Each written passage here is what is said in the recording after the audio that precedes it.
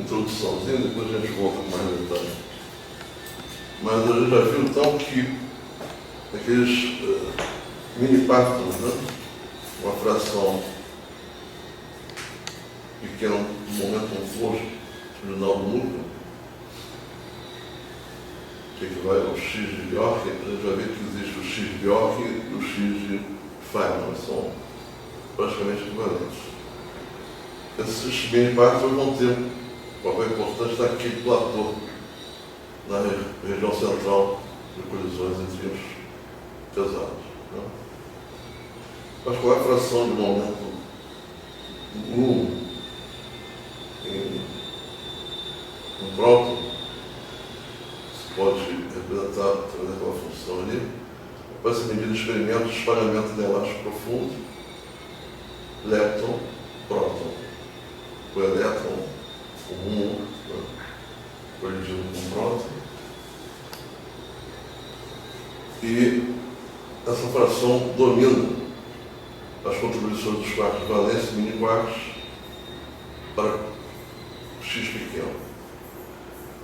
Além do mais, essa fração ela cresce muito rapidamente à medida que o X é menor, né? E o momento geral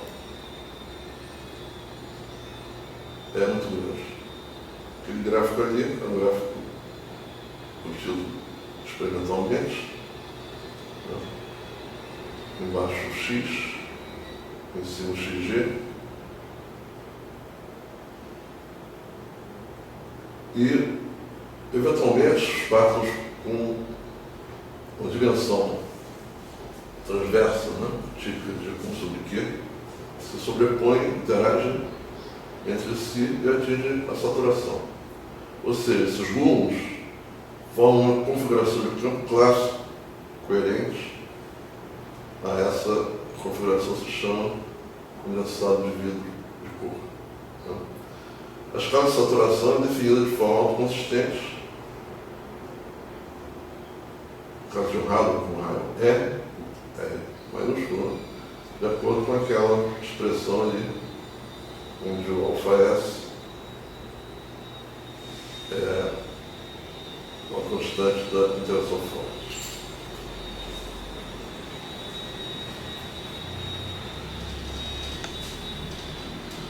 E se tratando de um núcleo, né, com vários núcleos, esse G deve ser substituído pela distribuição de gluons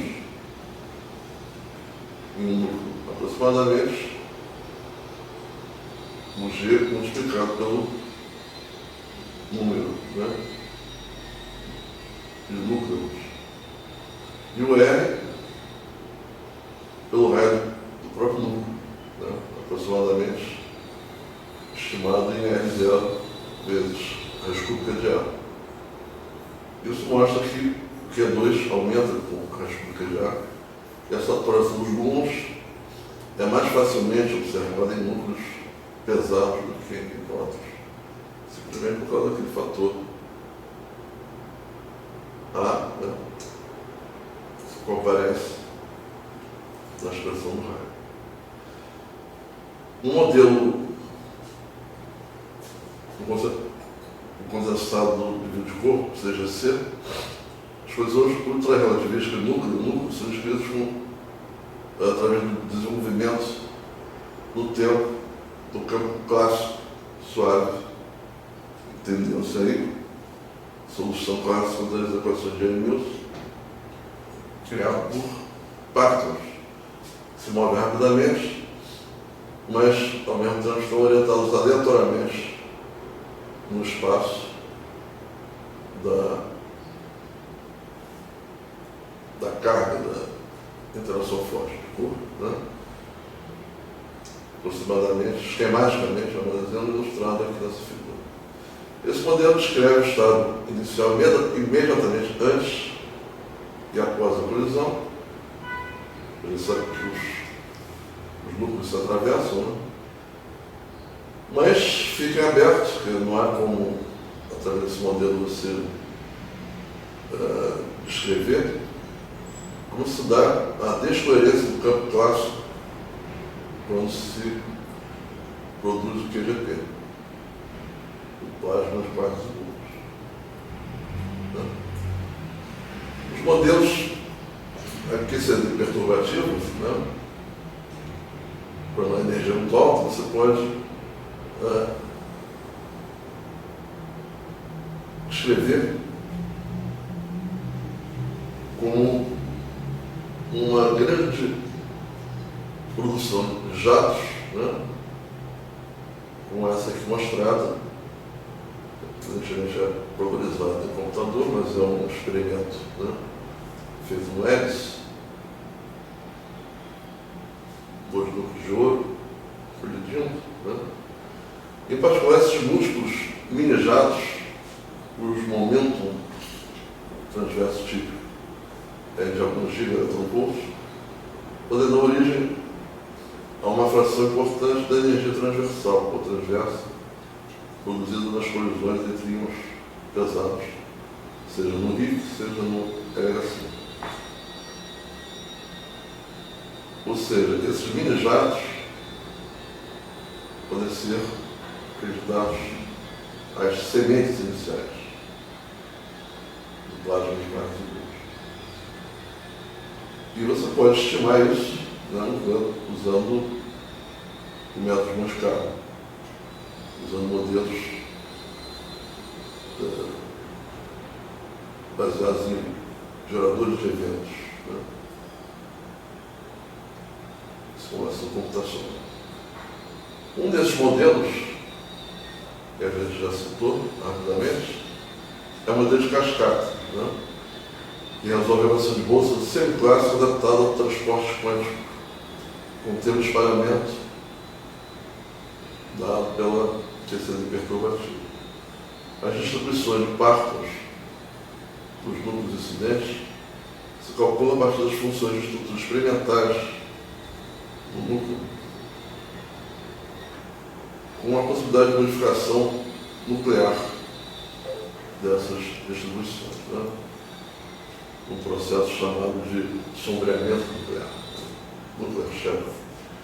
Uma vez que a QCD perturbativa é aplicada no máximo a processos semi-hard, semi-duros, que observam essa faixa aqui superior, de momento transverso, sempre vai existir uma incerteza na escala por causa deste P0 que não se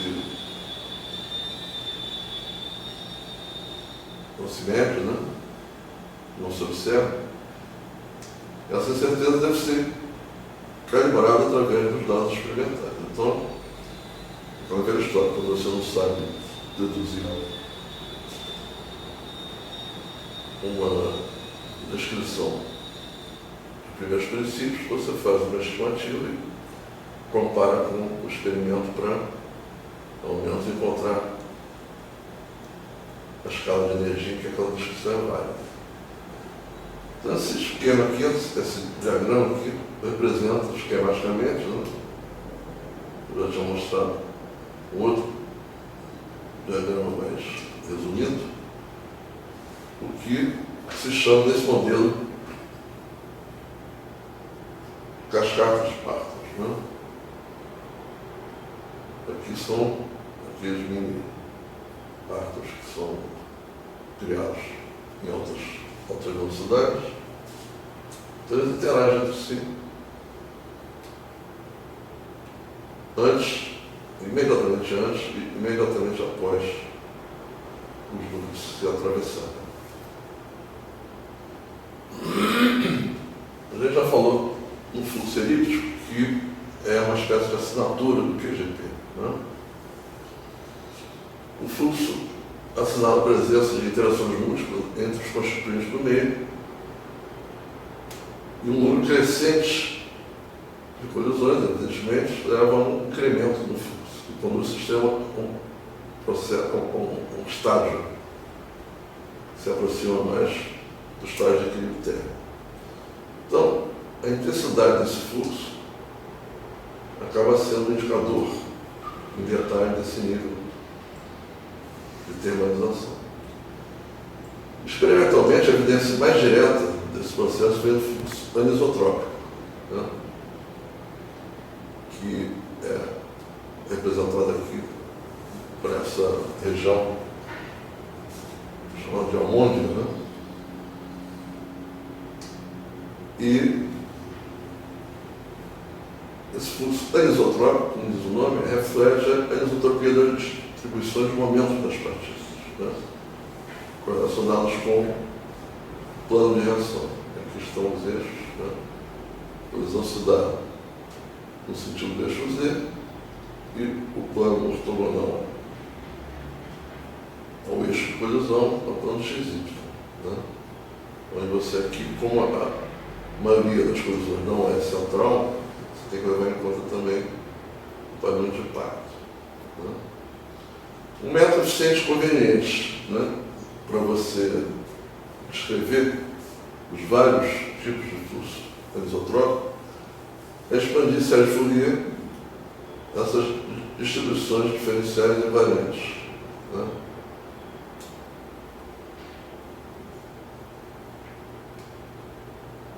Triplas. Aqui é a energia da partícula, o P é o momento, P índice T é o momento transverso, φ é o ângulo azimutal, Y é a rapidez, não é a ordenada isso, é a rapidez, e Psi, índice RP, é o ângulo do plano de reação, né? É o ângulo entre o momento e o plano de reação. Os termos senoidais, evidentemente, vão ser nulos por causa da simetria de reflexão em relação ao plano de reação. E os coeficientes generalizados de Fourier dependem do momento transverso e da rapidez. E você pode associá-los a essa equação aqui, desses coeficientes. Dando vídeo.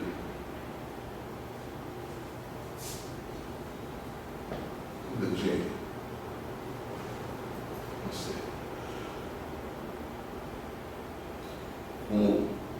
Usualmente se faz aqueles colcheios ali de que foi efetuada uma média, né? O valor esperado sobre as partículas, somando sobre todos os eventos binários considerados. Nessa decomposição de Fourier, esses coeficientes V1 e V2 são chamados, respectivamente, de fluxo dirigido e fluxo elíptico.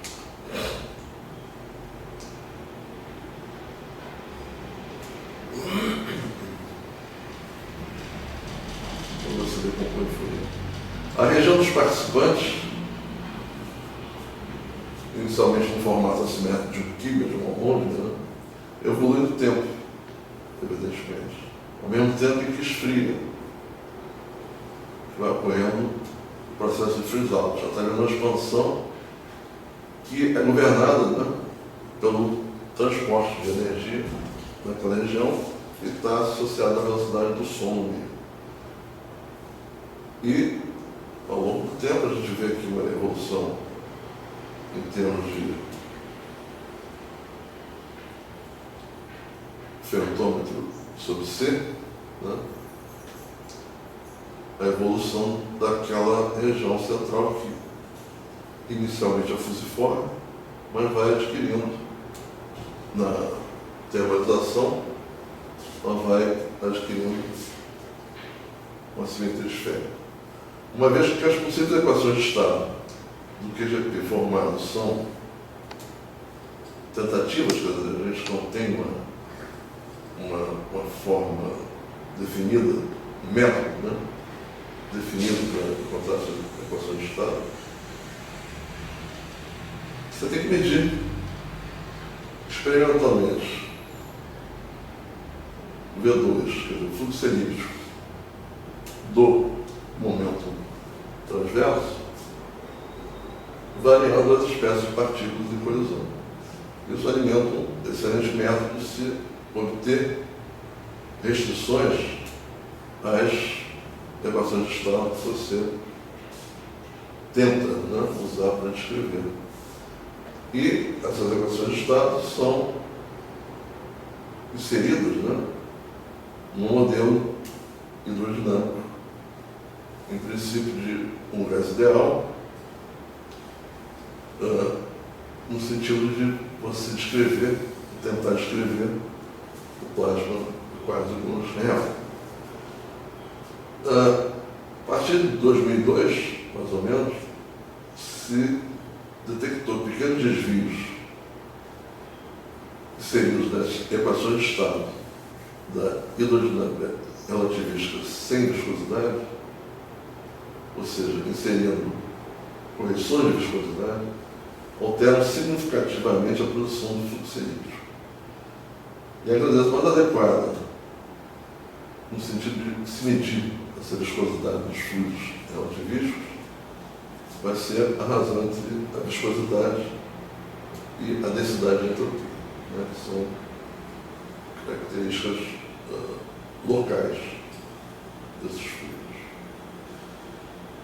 Então, se verifica experimentalmente é que bons fluidos relativísticos são os que possuem a relação entre a viscosidade e a densidade de entropia aproximadamente igual à razão entre a constante de Planck e a constante de Boltzmann. Usando, por exemplo, né, uma das artimanhas, né, que se usa para chegar a essas equações de estado, é usar a dualidade do Maldaceno, né, da DS-CFT. Em 2005, esses fios aqui, baseados em dados experimentais, fizeram a sugestão que, em geral, essa relação se dá de forma mais precisa, né? A relação entre a viscosidade e a densidade de entropia teria que ser maior ou igual à razão entre a constante de Boltzmann, a constante de Planck, né? A relação de 2π, dividido por 4π vezes a constante de Boltzmann. Usando as unidades em que as constantes de Boltzmann e de Planck são iguais a 1, então a gente, em geral, diz que um fluido que apresenta essa relação de viscosidade e densidade de entropia igual a 1 sobre 4π é um fluido perfeito, né? Um fluido sem viscosidade. Então, esta condição, chamada de KSS, por causa das iniciais, né, dos fios, levanta a questão interessante de quanto esse valor é fundamental na natureza. Né? A partir do instante que você encontra uma relação exata, ou ao menos você sugere uma relação exata, que é verificada experimentalmente, há sempre aquela tendência, né, a se considerar isso como sendo um dado objetivo. Então, a partir daí, especificamente, a partir de 2005, né, se começou a investigar se realmente o plasma de quase-gluons se comporta como um fluido perfeito, sem viscosidade. Hoje em dia já se sabe que não é exatamente assim, né? A relação mais realista, né, é uma desigualdade, não uma igualdade. E o argumento, né, que leva a essa desigualdade aqui é que a transição de Hadamard a quartos e gluons, ou seja, desconfinamento de quartos e gluons, se dá na vizinhança de um valor mínimo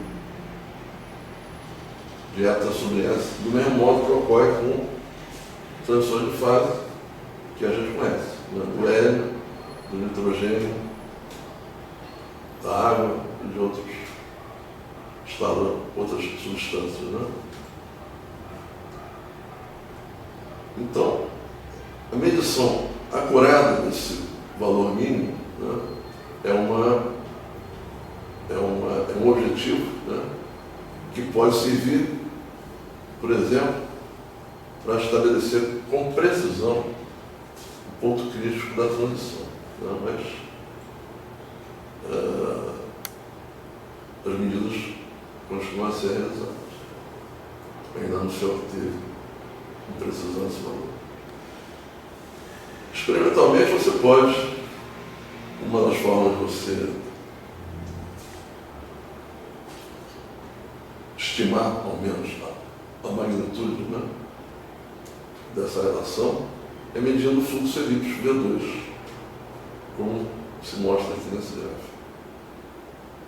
Essa linha cheia é relativa à hidrodinâmica sem viscosidade. Enquanto as outras linhas correspondem aos valores, né, de eta sobre essa até o triplo da condição KCS, 1 sobre 4π vezes a constante de Lorentz. E valores diferentes dessa relação levam a valores significativamente diversos do fluxo elíptico. E modifica também a dependência em relação ao momento transverso. Mas acontece que esses valores de V2, ou seja, do fluxo elíptico e a sua dependência do P e T, não dependem apenas dessa relação. Vão depender também da equação de estado que você está usando. Você está analisando o evento hidrodinamicamente, então obrigatoriamente você tem que escolher uma equação de estado. Isso dificulta, né, evidentemente, o reconhecimento de uma curva característica. Outra forte dependência que tem o fluxo elíptico é em relação à anisotropia espacial, especialmente em relação à excentricidade inicial no plano ortogonal ao eixo de colisão, que pode ser descrita através dessas expressões geométrica, que representa essa excentricidade, representa essas várias possibilidades. Né? Por outro lado, uma vez que essa excentricidade não pode ser medida de forma independente de outros parâmetros, acontece aquilo que eu falei. Você acaba sendo levado a uma incerteza na medição desse valor, que é medido indiretamente.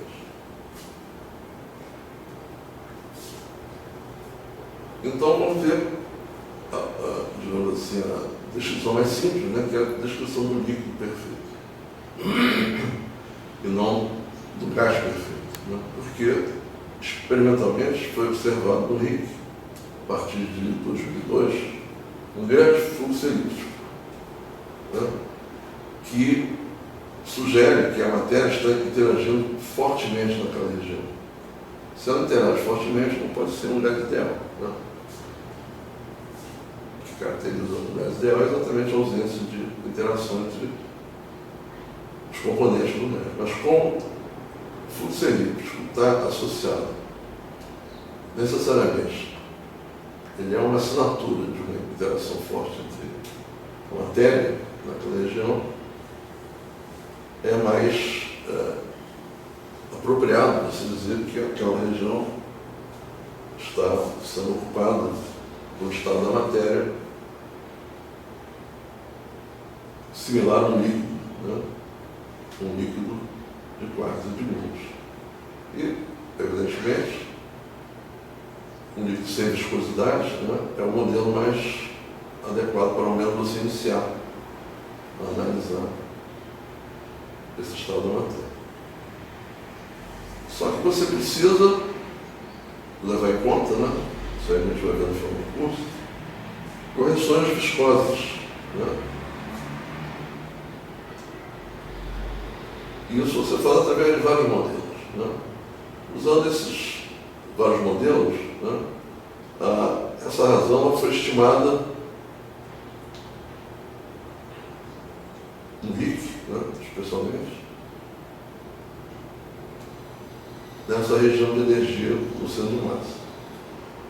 Isso encontrou um valor 5 vezes menor à condição KSS. Então, a sugestão dos caras lá não se enquadrou, não se refletiu os dados experimentais. Se você considerar esse valor sendo constante ao longo da evolução plasma, os dados experimentais de colisões ouro a essa energia do centro de massa, que é a energia máxima, né, atingida pelo RIC, você vai ver que os dados, as curvas experimentais são descritas, o fitting é feito mais adequadamente se essa relação, em vez de ser igual, seja o dobro da condição KSS. Mas, analisando hidrodinamicamente outros fluidos que a gente conhece, a gente sabe que essa relação também depende da temperatura. Então, você, para obter uma descrição quantitativa completa da relação entre viscosidade e entropia do fluido de Bartels, é necessário você também conhecer a dependência de temperatura e as contribuições relativas de fases, não só partônica, como hadrônica, né, a essa dinâmica do plasma. Espera-se, né, nós estamos em andamento dos experimentos, que o experimento X do LHC, que na época que foi feita essa estimativa, né, tinha essa possibilidade de energia a ser atingida, hoje a gente sabe que já ultrapassou isso, consiga diminuir as incertezas existentes nessa medida do fluxo elíptico, no sentido de observar melhor quais são as contribuições relativas das fases de Bartels e Hadrons. E também a excentricidade espacial inicial, né, a anisotropia de momento, né, que ocorre no instante da colisão, ou logo após o instante da colisão. E também, claro, a dependência direta sobre essa com a temperatura. Quanto mais você aumentar a energia, mais as curvas vão sendo,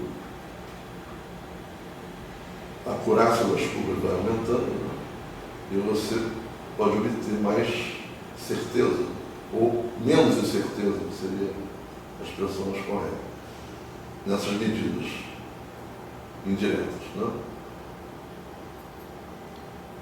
E também a identificação dos outros harmônicos V3, V4, V5, né, harmônicos do fluxo anisotrópico, nessas colisões.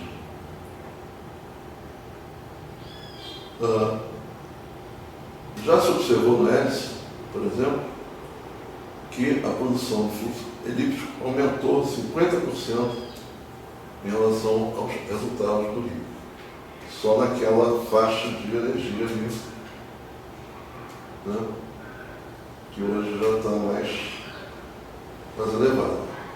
Então, está se constatando com mais acurácia, né, a grande realmente produção de fluxo elíptico.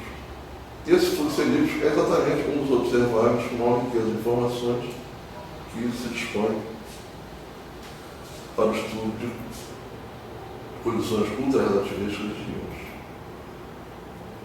Bom, A gente já falou em hidrodinâmica relativista, ultra-relativista, mas ainda não entrou a fundo na questão. Né? Como eu já falei, quem introduziu, né, a relatividade na hidrodinâmica clássica, né, com a finalidade de analisar o contexto de física de altas energias, né, em 1953 foi Landau. Né? Na época, evidentemente, não existia nem QCD, nem se sabia nada sobre Yang-Mills, né? A teoria de Yang-Mills é de 54, né? É um ano posterior. As colisões de altas energias produzem muitos raios de diferentes espécies, né? Esses raios se projetam em todas as direções. Né? Então, a simples análise desse tipo de colisão, quer dizer, da geração a partir do vácuo, né? Em colisões de altas energias, levou Landau a supor, já em 53, que a física estatística seria uma ferramenta apropriada, né? A partir do instante que você está lidando com um sistema de muitos corpos, sistema de muitas partículas. Né? Agora, como a gente viu também, o modelo do Landau ele não se confirmou a partir do instante que começaram a fazer experimentos em Stanford, né? No SLAC, foram aqueles analisados pelo Feynman e pelo Bjork, né? Porque se verificou um tipo de espalhamento inesperado até então, que é o espalhamento inelástico profundo. Né? E foi esse espalhamento que eventualmente originou o modelo de Bartos, né? Que o Feynman criou em 69 e desenvolveu posteriormente. Então houve um certo abandono a partir desse instante da hidrodinâmica, né? Porque se começou a estudar mais detalhadamente a estrutura interna dos prótons e dos nêutrons, quartos e gluons, né? Que são, como a gente sabe, poucas partículas, então você não pode usar um modelo estatístico. Seriam colisões pontuais. Né? Só a partir da evolução dos experimentos, né? Depois de se verificar, como já foi mostrado, que o estudo de colisões de núcleos com muitas partículas, né? Muitos prótons e nêutrons, muitos componentes, levaria a uma visão melhor, né, do mecanismo de colisão. Isso só foi feito a partir de 2000, em Brookhaven, no Rick. Né? Então, ficou um hiato aqui, né, de 3 décadas, mais ou menos, sem se usar a hidrodinâmica para analisar esse tipo de experimento. Só em 2001, e um dos primeiros artigos após o início dos experimentos, né, no RIC, um artigo de 2001, já relatava a observação de um grau maior de termalização do que o que se obtinha com energias inferiores. Um grau maior no sentido de que as partículas produzidas, né, tinham uma interação forte. E uma série de fenômenos observados a partir daí sugeriu que essas colisões geravam partículas, né, que se comportavam como um fluido, ou seja, a matéria produzida a partir daí tinha um comportamento de muitas partículas. Né? Em princípio, se falava em fluido perfeito. Né? Porque o modelo inicial, como a gente viu, era um modelo do gás ideal. Mas a partir do instante em que o comportamento coletivo, né, foi sendo verificado, à medida que a energia de colisão aumentava, né, foi se detectando, né, que também aumentava a interação entre as partículas. Daí a descrição havia evoluído para uma descrição não mais de um gás ideal, mas de um fluido. Né? Inicialmente eles inclusive não diziam explicitamente que seria um líquido, né? Mas um fluido perfeito. Só com o aumento de energias, de massa, que a imagem foi se cristalizando melhor. E esse fluido com a menor viscosidade, ou nenhuma viscosidade. Né? Então essa hidrodinâmica relativista, ela é interessante por ser simples, por a gente já conhecer a hidrodinâmica clássica, né? E ao mesmo tempo é geral. Né? Simples porque a informação está contida não em partículas individuais, mas no coletivo. De que forma? Está contido na equação de estado. A dificuldade é exatamente você determinar essa equação de estado. Né? E é geral no sentido de que repousa em uma única hipótese, embora seja uma hipótese muito rígida, né? Exatamente por isso ela é muito útil, né? Que é o equilíbrio local.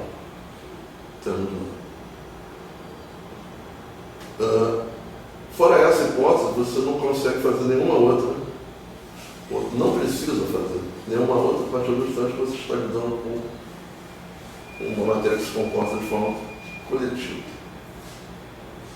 Aqui só para ilustrar uma foto do Rick, né? O Rick é esse círculo aqui, do que é. Aqui é uma outra instalação da SHS, produtos fótons de altas energias. E esse é o complexo nuclear.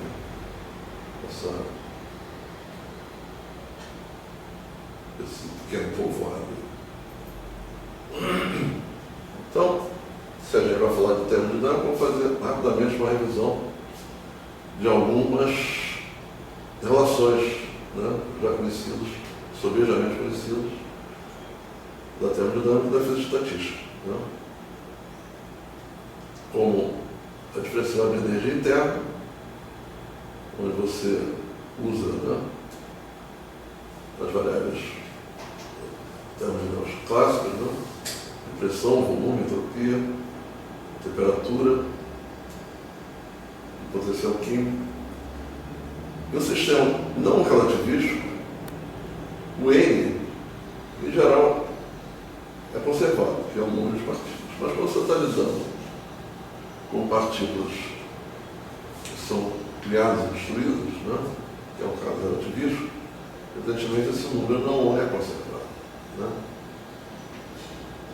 Então, você tem que, se quiser manter a utilidade dessa relação, de outras relações, você tem que mudar a interpretação do N. Né? Então, no caso relativístico, se costuma usar o N como sendo o número bariônico, né? O número de bares. Se, além desse número de bares, existir uma outra ou outras quantidades que se conservam, é só você substituir o termo aí por um somatório relativo a esses vários N. Né? Mas, simplificando as coisas, a gente vai usar apenas o número bariônico N e o potencial químico bariônico μ. A segunda maior diferença que surge quando você analisa relativisticamente sistemas de muitos corpos através da termodinâmica, né, é que você tem que incluir, evidentemente, a massa MC2 na energia interna. Né? E não esquecer, evidentemente, que essa massa aqui não é uma constante, ela varia de acordo com a velocidade. Bom, esses dois termos aqui são interpretados imediatamente como trabalho elementar e o calor elementar, que são transferidos ao sistema, né, no processo termodinâmico. Mas aparentemente simples, né? Sendo esse termo escrito com nível diferencial de M, seja M uma grandeza aqui conservada, né? Por exemplo, ele é um termo difícil de ser interpretado fisicamente. Não é, no caso, relativismo. No caso não relativístico é simples, mas no caso relativístico é uma coisa bastante mais complicada. Bom, a gente sabe que a energia é uma função extensiva do volume, da entropia e do M. Né? Então, isso está expresso nessa forma de uma equação fundamental. Diferenciando essa equação em relação ao lambda, fazendo lambda 1, a gente obtém essa expressão aqui para a energia interna. Diferenciando outra vez essa equação e aplicando o resultado da equação diferencial anterior, a gente recupera aquela relação de Gibbs do Rei, né, que é conhecida já desde o início do século XX. Só que na hidrodinâmica, as grandezas que entram nas equações não são exatamente a energia, a entropia e o número de barões. Né? A gente aqui está vendo a coisa do ângulo macroscópico. Mas a gente quer analisar localmente, porque a gente vai usar a hipótese da termalização local. Né? Essa visão termodinâmica do Gibbs, essencialmente, se refere a um modelo macroscópico, né? Um sistema onde você dispõe de uma conservação global, né, de energia. Mas, evidentemente, no nosso caso, a gente vai ter que usar as densidades e não a própria energia, a própria entropia e o próprio número variável. Né? Então, simplesmente você reduz, né, a escala em termos de volume e é claro que nesse caso essas grandezas, densidades, né, de energia, de entropia e bariônica vão ser intensivas. Então essas equações intensivas que você obtém serão correspondentes àquelas macroscópicas, né, mas serão estas as novas relações. Então vamos ver, para começar, o fluido bariônico. Né? Se a densidade N minúscula é nula no interior do fluido, né? Ou seja, se não há bárions, né, na unidade de volume, os termos correspondentes, evidentemente, vão desaparecer. Né? Onde aparece o N aqui, os termos vão subir. O mesmo vale se o potencial químico também é nulo, for nulo no interior do fluido. Né? Então, equivale você dizer que a densidade bariônica não se conserva ou o número bariônico não se conserva. Então, nesse caso, o fluido vai possuir somente um grau de liberdade intensiva. O fluido que se produz após uma colisão entre íons, ele possui 3 cargas, que são as cargas de corpo, que vão ser dadas pelo número efetivo de quarks. Isto é, a diferença entre o número de quarks de antiquarks de cada sabor. Up, down, strength. Note-se que sempre há um excesso quarks do ID em relação aos seus antiquarks, simplesmente por causa dos núcleos incidentes, né? São compostos de prótons e nêutrons. Por sua vez, são compostos de quarks do ID. Entretanto, nas energias ultra-relativísticas, esse excesso acaba sendo pequeno, porque as partículas que são geradas, né, naqueles jatos que a gente observou, que decorrem quando ocorre o desconfinamento virtual de quarks e gluons, essas partículas superam várias ordens de grandeza dos núcleos incidentes. É só a gente voltar ali e ver aquela figurinha, né? Aquela imagem. Isso aqui é uma loucura, né? São centenas de milhares, né, de jatos que são gerados através de uma colisão entre dois feixes aqui no centro do detector. Então, é fácil ver que essa diferença, né, entre os quarks e antiquarks vai ser muito pequena.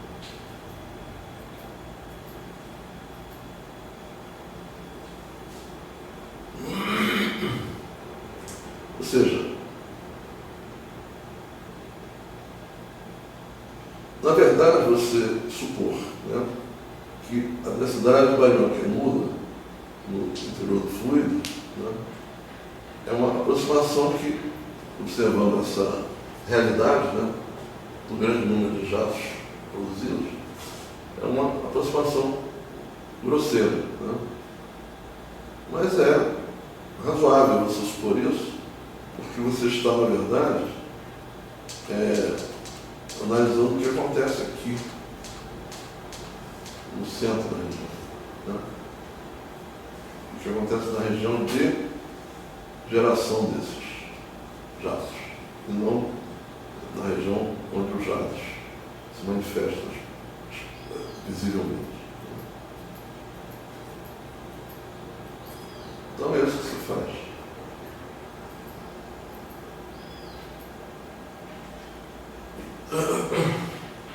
Então vamos supor agora um processo em que a entropia e o número de bares são conservados, variando apenas o volume, né?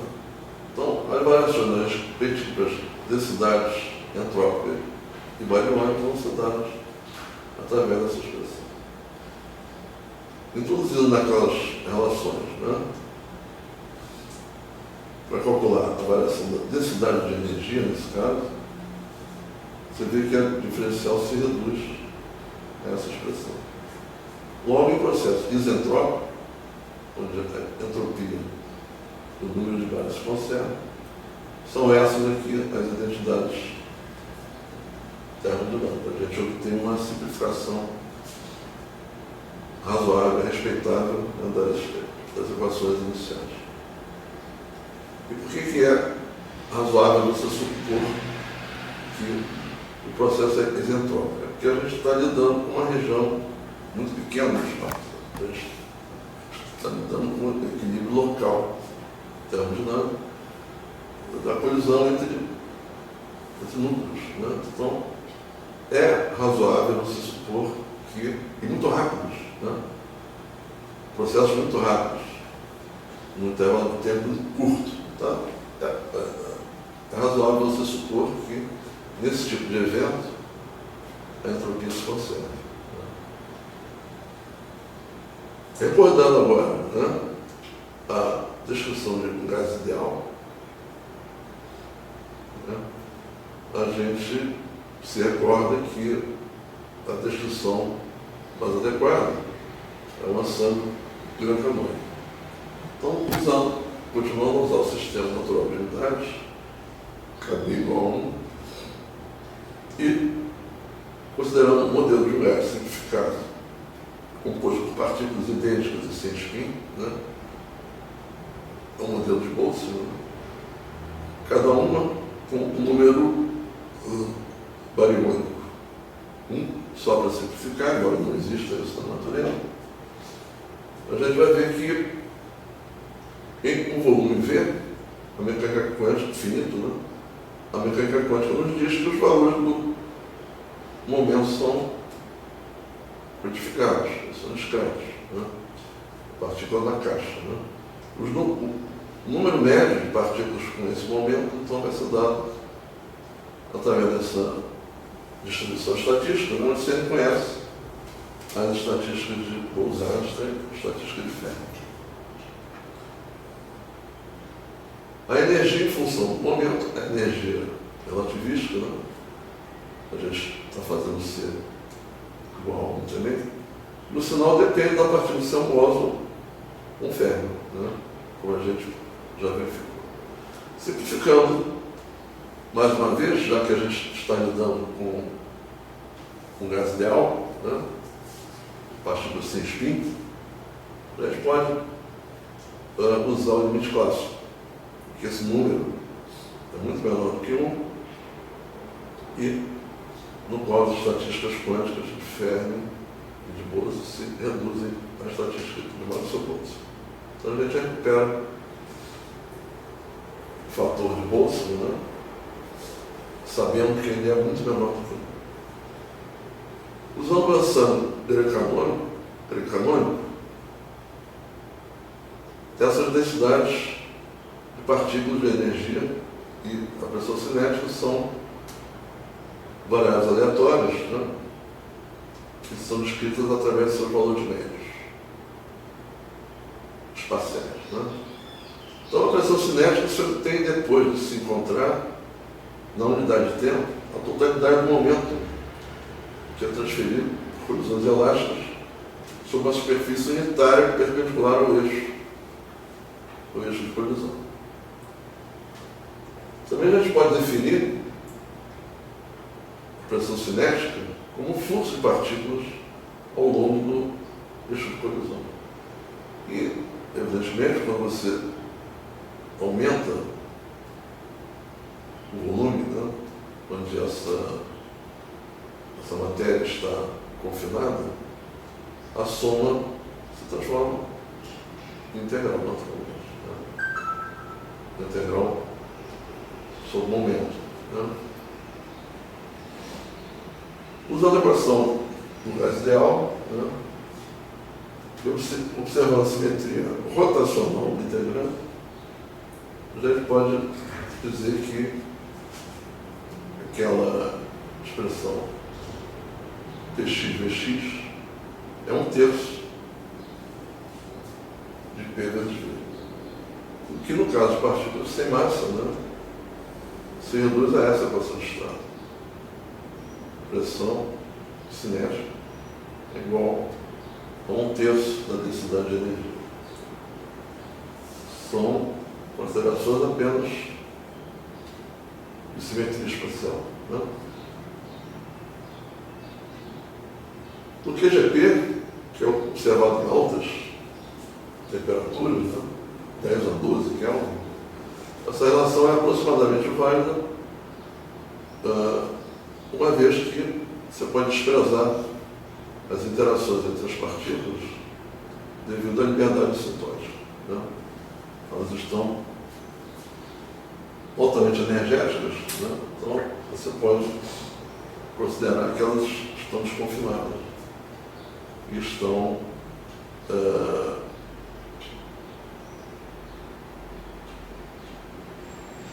se comportando com partículas de um gás ideal. É um modelo de gás ideal. Né? É um dos modelos. O modelo inicial que se usou. No caso de partículas sem massa, essas integrais são facilmente encontradas. No QGP sem nenhum bário, né, só com quartos e gluons, você obtém facilmente essas expressões aqui. A densidade M é proporcional ao cubo da temperatura, a densidade de energia é dada através dessa expressão aqui. O G aqui é um número de graus de liberdade, spin mais cor mais sabor. No caso de gluons, esse número é igual a 16, no caso de quartos, o ID é igual a 24. Somando, né, você obtém o G igual a 40. Evidentemente, o N aqui é a densidade de partículas, né? Não é mais a densidade de bárions, que a gente está considerando um QGP sem bárions. Voltando a uma relação que a gente já viu, que dá a densidade de energia em termos da pressão, da temperatura, densidade de entropia, potencial químico e desse N, né, a densidade de partículas, nesse caso essa expressão se reduz apenas a essa relação. Substituindo em cima, você obtém que um plasma de quartzo gluons sem bárions, a densidade de entropia é 4 vezes a densidade de partículas. Então, a entropia por partícula nesse modelo de QGP é aproximadamente igual a 4 usando unidades naturais, né? Se você, isso na média, se você considerar um sistema apenas de gluons, você vai ter essa relação igual a 3,6. Apenas quarks, 4,2. Você vai usar esses resultados ali parciais. Mas considerando ambas as partículas, gluons e quarks, você vai ter essa relação. Esse fator 4. Né? As partículas não são relativísticas, né? Ou seja, quando você não inclui a energia de massa, evidentemente a pressão cinética é muito menor do que a densidade de energia. Essa relação ela é válida porque a gente está considerando a energia de massa, a energia relativística de cada partícula, né?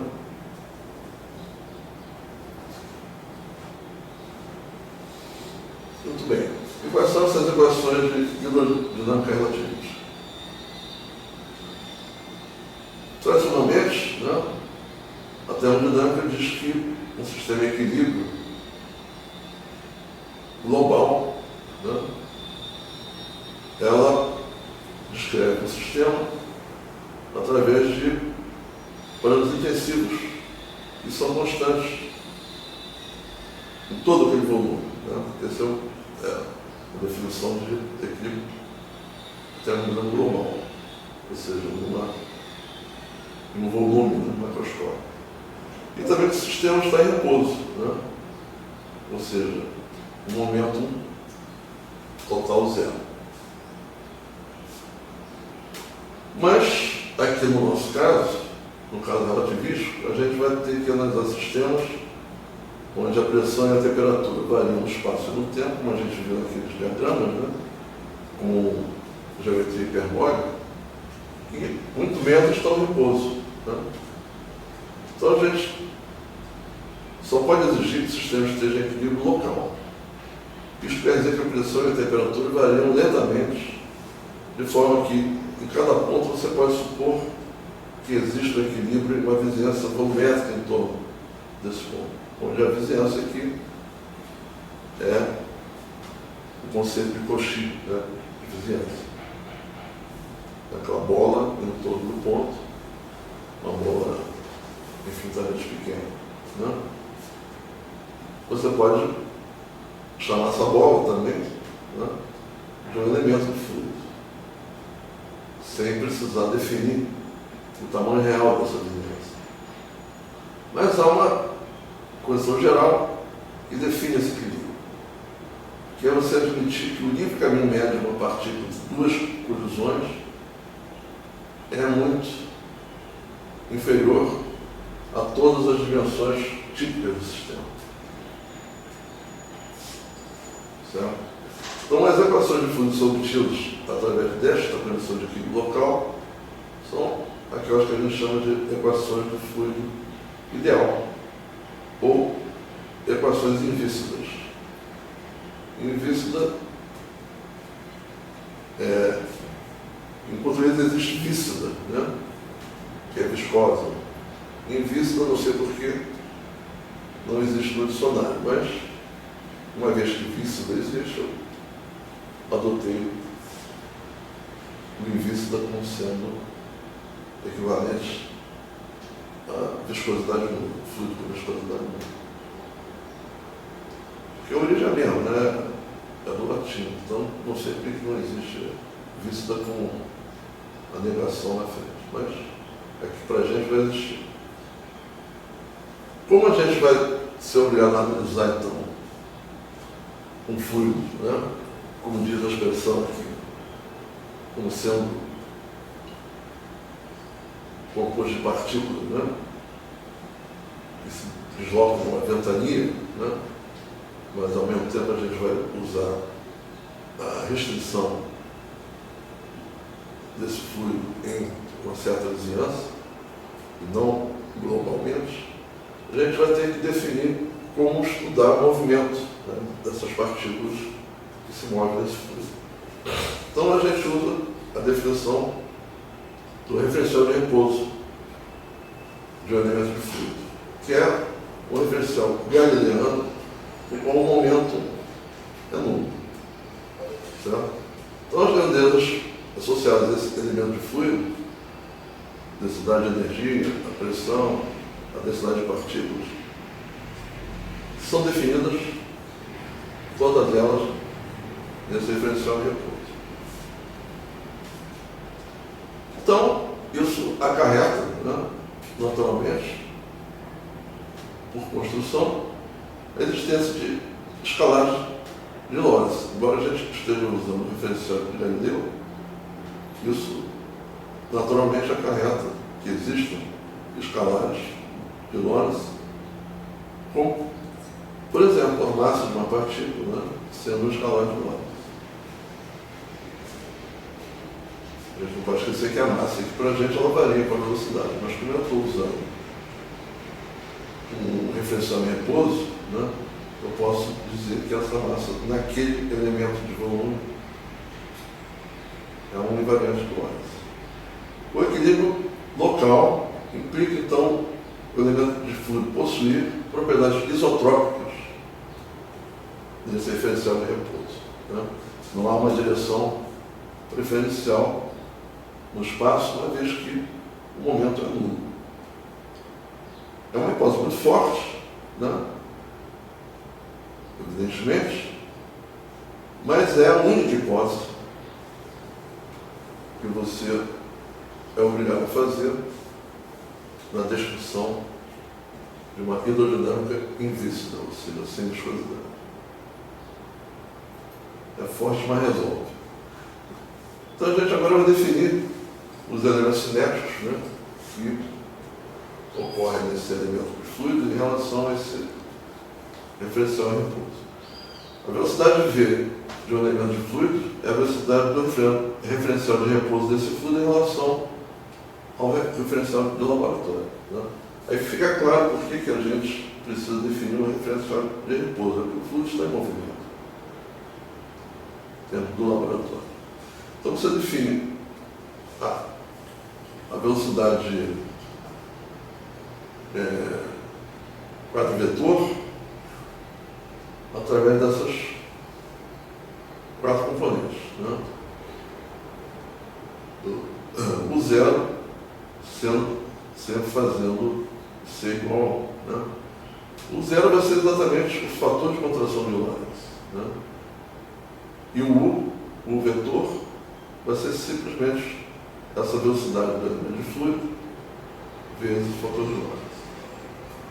Então, a quadro-velocidade, que é o quadro-vetor composto, né, por essas quatro componentes, elas se transformam sob Lorentz como quadro-vetor, exatamente. E a gente sabe que o quadrado de um quadro-vetor é um escalar de Lorentz. Então, a contração de μ com essas unidades naturais sempre será igual a 1. Em hidrodinâmica, essa velocidade do fluido, né, a velocidade espacial do fluido, certamente será também dependente das 4 coordenadas do espaço Minkowski, né? Tx, y, z. Outra definição que a gente precisa fazer é da conservação do número bariônico. Na dinâmica não relativística, né, a gente dispõe da equação de conservação de massa, né, também chamada equação de continuidade. Né? Mas a gente precisa da versão relativística dessa equação. Então você tem que levar em conta a contração de Lorentz do volume para aquele fator, né? O zero.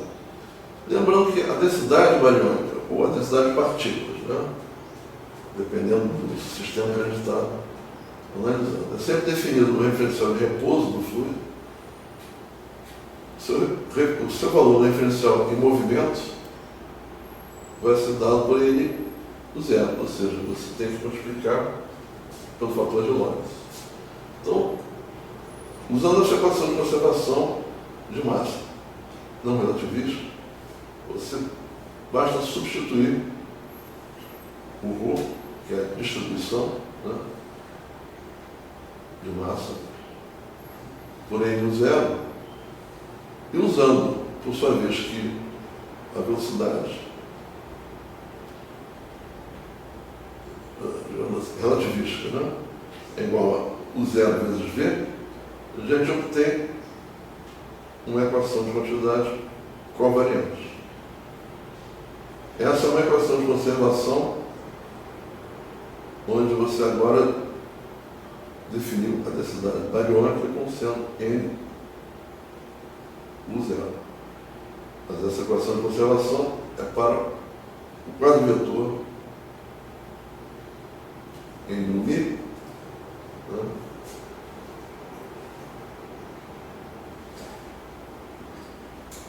E o NV, o NU, né? NU vetor, vai ser o nosso fluxo bariônico. Acontece que no referencial de repouso do fluido, por isso que a gente definiu o referencial de repouso, o fluxo bariônico é nulo, né? Por construção. Isso, quando você está analisando o fluido não relativístico, é exatamente a forma como você define o referencial de repouso. Mas, no caso relativístico, o fluxo bariônico pode ser, em princípio, diferente de zero no referencial de repouso, uma vez que você define o referencial de repouso como sendo aquele onde a densidade de momento é zero. Né? Mas, com o equilíbrio local implica a isotropia, né? Se existisse uma corrente diferente de zero, não nula, né, essa iria forçosamente definir uma direção preferencial, iria quebrar a isotropia. Logo, você pode realmente supor, na hidrodinâmica sem viscosidade prevista, que assim como na dinâmica não relativista, o fluxo bariônico é nulo. Quando você adiciona correções de viscosidade na hidrodinâmica relativística víscida, né, você aí vai estar estudando um sistema com desvios do equilíbrio local. Né? Claro, se existe viscosidade, existe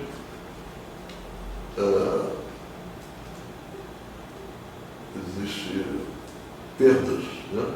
Existem perdas de grandezas que deixam se conservar. Né? Então, na hidrodinâmica víscida, o fluxo bariônico pode ser diferente de zero, sim, no referencial de repouso local, o que vai se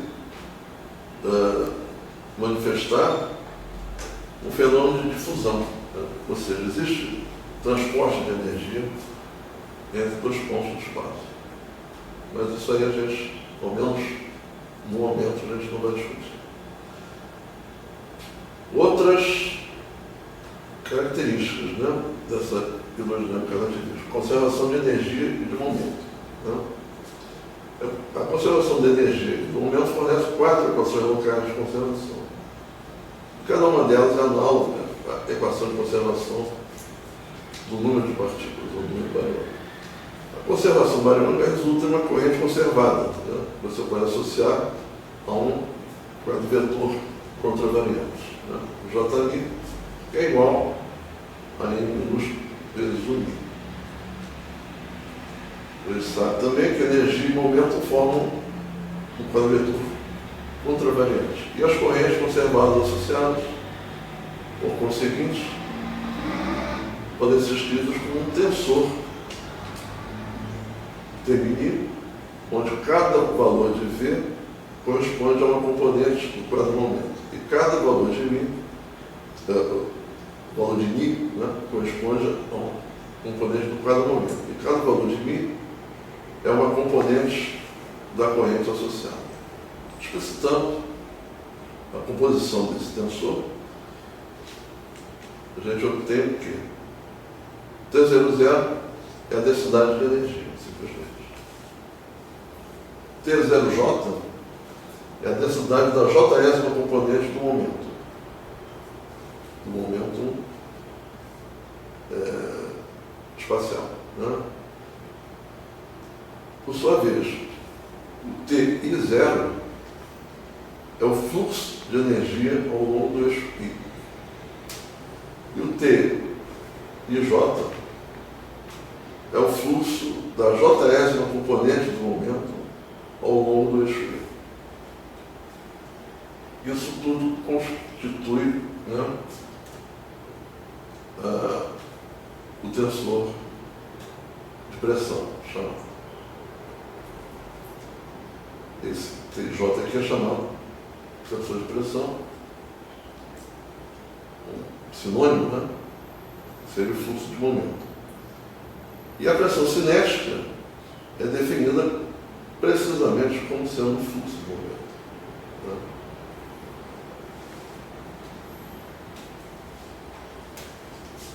Bom, no referencial de repouso do fluido, então, voltando aqui ao referencial, a condição de equilíbrio local restringe fortemente esse tensor de energia-momento. Porque a isotropia, que a gente assumiu, implica a anulação do fluxo de energia, T0, e implica a anulação da densidade de momento, T0J. Então, esses dois elementos aqui do tensor de energia-momento vão ser nulos. Né?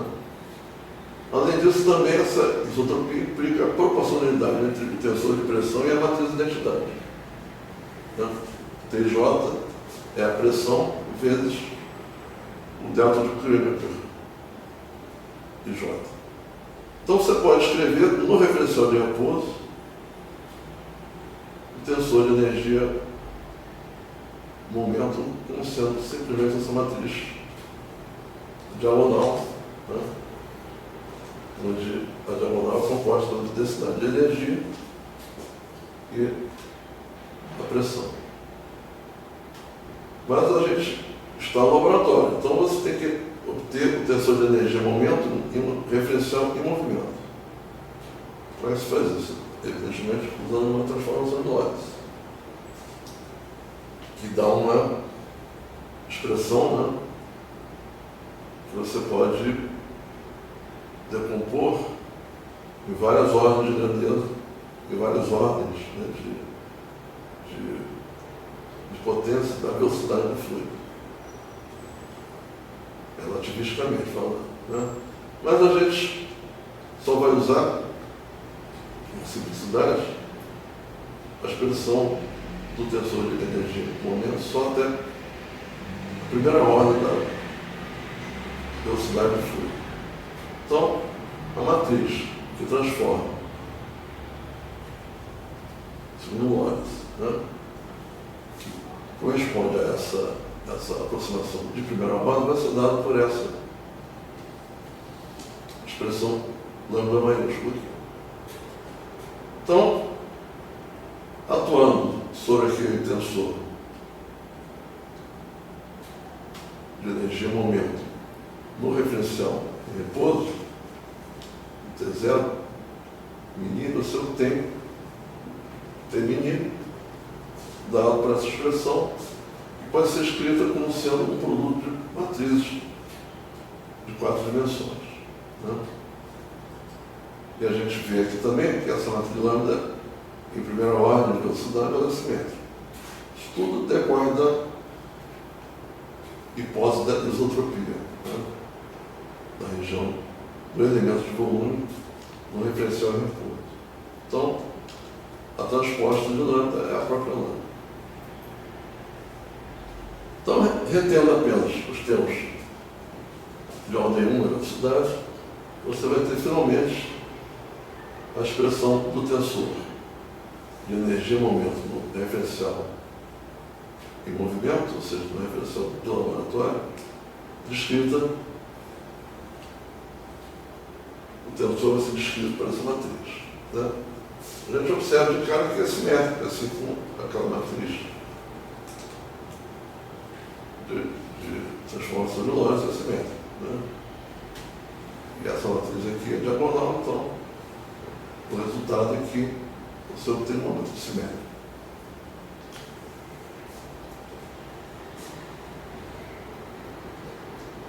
E é importante observar que a densidade de momento, né, por causa da simetria, é igual ao fluxo de energia. Isso se dá porque as transformações de Lorentz preservam as simetrias. E como o tensor do fluxo de repouso é simétrico, em particular, ele é diagonal, isso é conservado. Mas essa simetria é uma consequência não trivial da relatividade. Porque a gente está incluindo a energia de massa. E está incluindo, né, a representação relativística do tensor de energia momento. Porque na dinâmica não relativística dos fluidos, o fluxo de energia e a densidade de momento diferem. Né? Exatamente porque a energia não relativista não inclui a energia de massa. Além disso, são dimensionalmente diferentes. A razão entre o fluxo de energia e a densidade de momento na dinâmica não relativista possui uma dimensão física de velocidade ao quadrado. Enquanto que na relatividade essa razão é adimensional.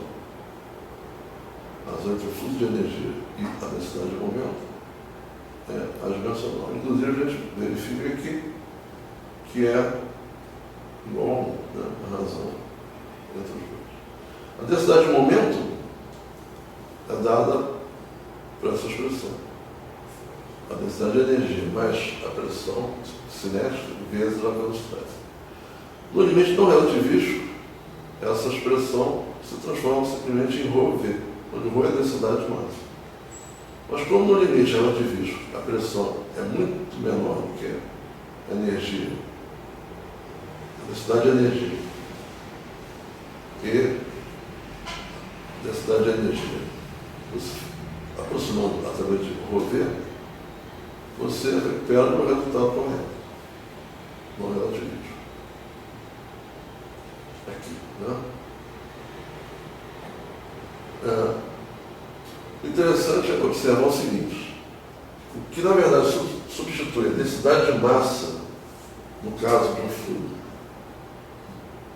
não relativístico, o que substitui o ρ não é simplesmente a densidade de energia, mas a densidade de energia mais a pressão. Ou seja, a pressão de um fluido relativístico, ela contribui à inércia desse fluido. Então, como é de se esperar, porque a massa, a gente está usando a energia como sendo também composta pela massa relativista. Né? Considerando agora uma velocidade de fluido arbitrária, né, a gente consegue mostrar que o tensor de energia e momento vai ter essa expressão aqui. Onde agora esse Gemini é simplesmente a métrica de Minkowski, né? Tensor métrico de Minkowski, usando aqui a assinatura mais, menos, menos, menos, usual de física de partículas, né? E é fácil ver que essa equação se reduz a expressão para o referencial de momento zero, né? O referencial de repouso, porque lá o Mi vai ter simplesmente essas companhias, 1, 0, 0, 0. Adicionalmente, ambos os lados dessa equação são tensores contravariantes, que significa que se transformam identicamente sob transformação de Lorentz. Por quê? Como são idênticos em uma referencial, serão idênticos em qualquer referencial. Qualquer referencial lorentziana. Então, as equações de conservação de energia e momento serão essas. Essas são as equações da hidrodinâmica relativista invíncida, ou sem viscosidade. Você, para uma descrição hidrodinâmica relativista invíncida completa, você só precisa acrescentar